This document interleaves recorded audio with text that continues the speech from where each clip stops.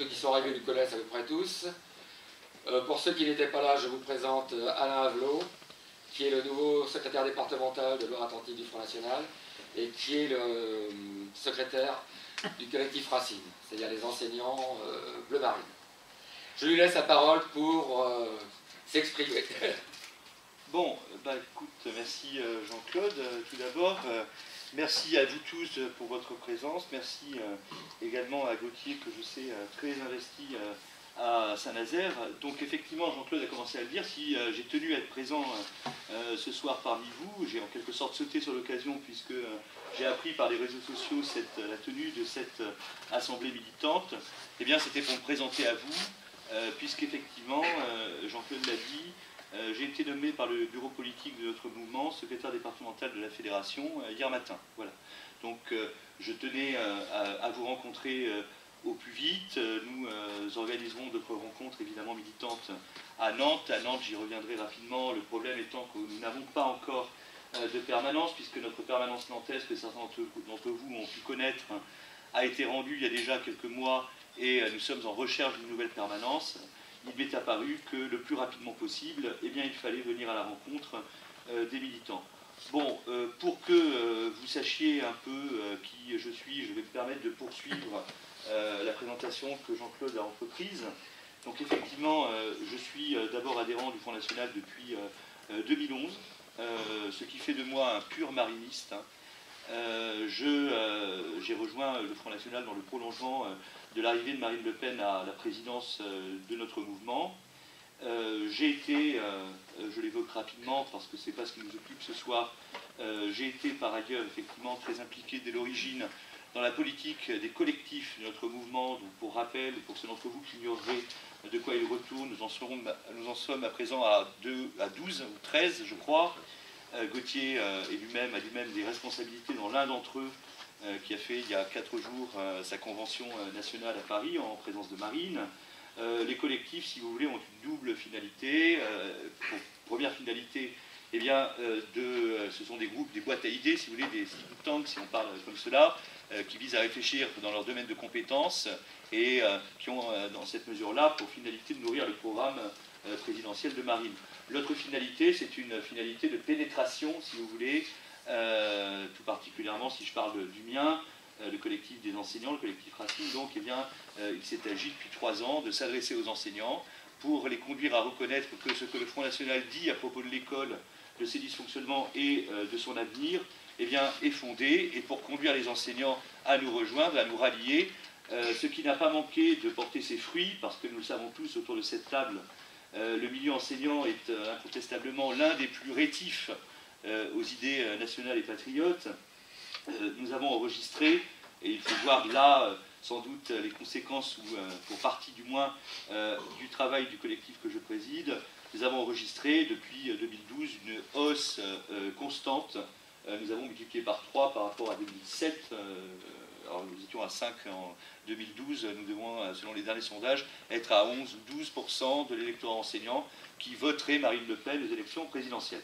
Donc ça, c'est l'une de mes casquettes, si je puis dire.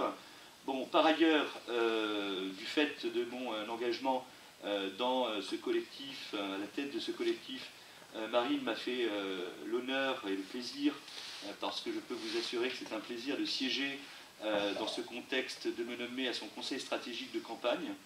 Donc nous sommes une trentaine à justement nous y retrouver, sous la présidence de Marine, de son directeur de campagne David Racheline.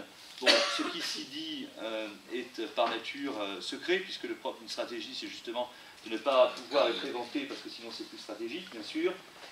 Mais bien sûr, les décisions que nous y prenons sont des décisions qui irradient et qui orientent la campagne que vous tous, nous tous ensemble, nous menons jusqu'à la victoire finale.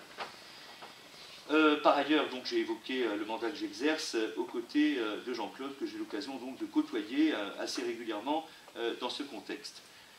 Si le bureau politique m'a choisi, et je tiens d'ailleurs à saluer amicalement ceux d'entre vous qui ont pu aussi faire acte de candidature, ils ont d'incontestables compétences dont notre fédération a un total besoin, si le bureau politique m'a choisi, c'est parce qu'il a estimé que j'étais en mesure d'opérer une sorte de rassemblement de l'ensemble de la fédération et de l'ensemble de ses sensibilités.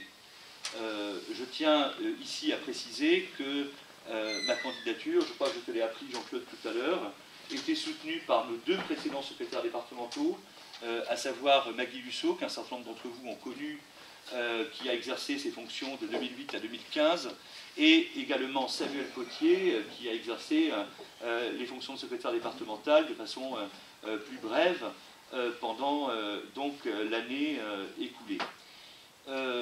Je crois, et c'est ce que le bureau politique a considéré, qu'effectivement, je suis en mesure de réaliser à la fois une synthèse, si vous voulez, des époques et une synthèse des sensibilités.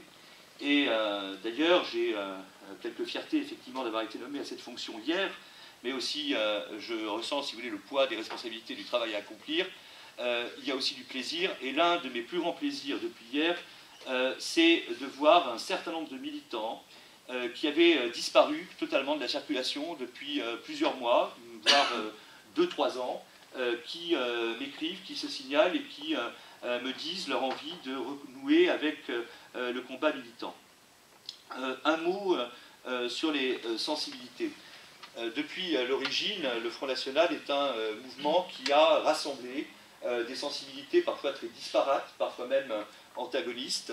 Et il faut bien le dire, la figure tutélaire de Jean-Marie Le Pen a, pendant plusieurs décennies, réussi à concilier ces sensibilités, à les faire marcher, à les faire fonctionner ensemble. Nous avons certes, dans ce parti, d'autant plus qu'il atteint effectivement qu'il a atteint un niveau de croissance tout à fait important, des sensibilités diverses et plurielles, mais nous nous retrouvons bien entendu sur les mêmes fondamentaux. Les fondamentaux, c'est le patriotisme que nous partageons tous, l'attachement qui nous est commun à la souveraineté et à l'identité nationale, et plus généralement peut-être la foi que nous avons tous dans l'avenir de la France. Nous le savons bien, si nos élites entendent passer la France par profits et pertes, eh bien nous au contraire, nous croyons que la France a renoué avec la grandeur, a retrouvé la place qu'elle n'aurait jamais dû perdre dans le concert des nations. Alors, si je dois, au titre de ma nouvelle fonction qui va nous amener à nous côtoyer, eh bien adresser un premier message en votre direction, c'est celui de ne pas vous laisser abuser par ce que j'appellerais les effets de loupe des médias. Chacun le sait bien, les médias ont tout intérêt, trouvent un intérêt, eh bien, à tâcher d'amplifier, d'accentuer, d'accuser les divergences internes qu'il pourrait y avoir au Front National. Bon, ces divergences, je viens de le dire, sont des divergences de sensibilité, elles ne sont pas des divergences fondamentales. Je sais, je tiens ce discours avec d'autant plus de résolution que je sais que dans la mesure où vous ne me connaissez que peu, on s'est rencontrés parfois pour certains d'entre vous, je sais que l'on m'a parfois fait le grief d'être trop à gauche ou par exemple d'être trop laïque. J'ai produit, pour revenir 2 instants sur mon travail au sein du collectif Racine, 100 propositions pour l'avenir de l'école et de l'université que j'ai remis à Marine Le Pen lors de la Convention. L'un des reproches qui m'a été fait par quelques-uns des nôtres, c'est de ne pas suffisamment parler de l'enseignement catholique. Bon, alors je pourrais m'expliquer cette question de fond, mais ce n'est pas le sujet. Bon, je voudrais dire que je suis tout sauf quelqu'un de sectaire, que je le démontre par de multiples éléments dont vous prendrez connaissance, dont vous ne manquerez pas de prendre connaissance, tout particulièrement dans la composition du nouveau bureau que je suis en train de préparer. Vous verrez, je peux vous l'annoncer dès ce soir, enfin pas le détail parce que nous sommes toujours en train d'y réfléchir, mais je peux vous annoncer qu'il demeurera pour l'essentiel inchangé. Donc pour quelqu'un de trop laïque, vous voyez, je n'ai aucune espèce de répugnance. Je l'ai dit tout à l'heure, l'ancien secrétaire départemental Samuel Potier m'a apporté son soutien, il a renouvelé récemment. Je n'ai aucune espèce de sectarisme à l'endroit des gens qui effectivement fréquentent davantage l'église ou la messe que moi, vous voyez. C'est des composants, des sensibilités dont notre mouvement est riche. Quant à être, comme je sais, on en a fait le grief, trop à gauche, je m'appesantis sur ce point. Je m'arrête sur ce point d'autant plus volontiers qu'on est à Saint-Nazaire, si vous voulez. Bon. D'abord, je crois qu'on peut c'est aussi pourquoi j'ai tout spécialement tenu à être parmi vous ce soir, je crois, sans passer de pommade ou lancer des fleurs un peu gratuitement, dire que cette 8e circonscription est la circonscription du Front National, ou l'une des deux peut-être, qui fonctionne le mieux dans notre fédération. Je sais l'énorme travail que depuis des années et des années, Jean-Claude a fourni, j'étais présent le soir des élections municipales à Saint-Nazaire, il y a déjà longtemps, en 2014, travail qui lui a permis de siphonner peu à peu l'ancien vote communiste. Bon.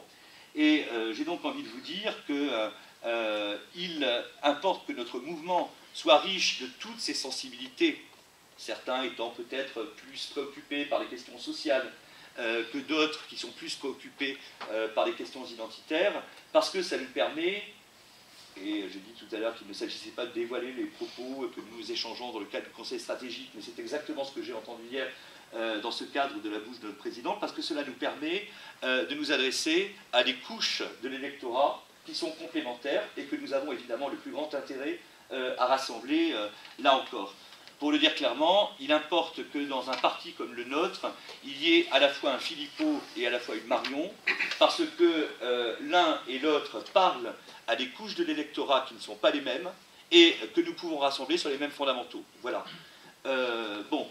Et puis, je vais dire un mot, parce que, effectivement, le sens de toute la peine, tout le travail que je vais accomplir avec vous pour organiser au mieux notre fédération, c'est évidemment l'objectif des échéances électorales de 2017. Je voudrais dire un mot quand même sur le contexte de la présidentielle telle qu'elle se dessine. On peut le dire, je crois, sans aucune ambiguïté, la candidature de Fillon face à Marine est une excellente chose. Une excellente chose sans ambiguïté. Parce que cela va nous permettre, bien sûr, de le déborder grâce à ces sensibilités dont nous sommes riches, aussi bien sur sa gauche en tenant un discours à la fois étatiste et social, mais aussi sur sa droite sur les questions d'immigration et identitaire. Voilà. Bon, eh bien, la configuration de la présidentielle telle qu'elle s'annonce est un argument supplémentaire et ô combien décisif pour dire qu'il importe que l'ensemble de nos sensibilités se rassemblent, que nous ne nous laissions pas abuser par les effets de loupe que projettent sur nous, sur nos prétendues divergences internes, les médias, parce que évidemment cela n'est pas notre intérêt et cela n'est pas le sens dans lequel nous devons aller. Bon, je reviens plus particulièrement sur l'avenir de la fédération. Je l'ai dit, si j'ai tout particulièrement tenu à être parmi vous ce soir, c'est que je sais cette 8e circonscription, grâce à Jean-Claude, grâce à Gauthier, grâce à Stéphanie, qui est élue municipale, fort bien organisée. Et mon premier objectif, c'est évidemment que l'ensemble des 10 circonscriptions du département, de la fédération, eh bien, rivalisent en organisation, en efficacité avec cette 8e circonscription de Saint-Nazaire. Même si, bien entendu, les cas ne sont pas absolument comparables, puisque nous avions un échange tout à l'heure avec Jean-Luc à ce propos, c'est l'évidence. Nous savons que les contextes sociologiques sont extrêmement différents. Il n'en demeure pas moins que l'objectif, c'est évidemment de mettre cette fédération en parfait ordre de marche. Il y aura donc un gros travail de structuration interne. Nous aborderons dès la rentrée de janvier l'année 2017 avec 2 échéances électorales majeures.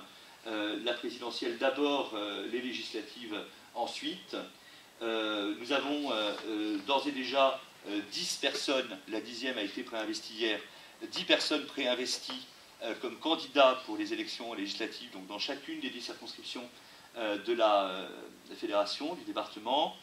Le but, effectivement, c'est que, et je compte permettre à ces préinvestis de se réunir pour échanger les bons procédés, je pense que c'est une bonne idée, eh bien, c'est que sous l'égide de ces préinvestis et futurs probables investis, toutes les circonscriptions tournent au mieux et soient au mieux organisées.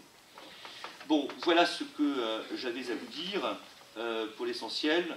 Je conclus simplement eh bien, en vous disant que je veux être, en quelque sorte, avec le concours de vous tous rassemblés, derrière cet objectif qui est évidemment d'atteindre une organisation parfaite pour aborder au mieux les échéances électorales à venir, eh bien, être le responsable départemental qui mènera la fédération à une progression de notre mouvement politique dans l'ouest de la France qui sera un exemple pour tous les militants de toute la France. Voilà. Je vous remercie.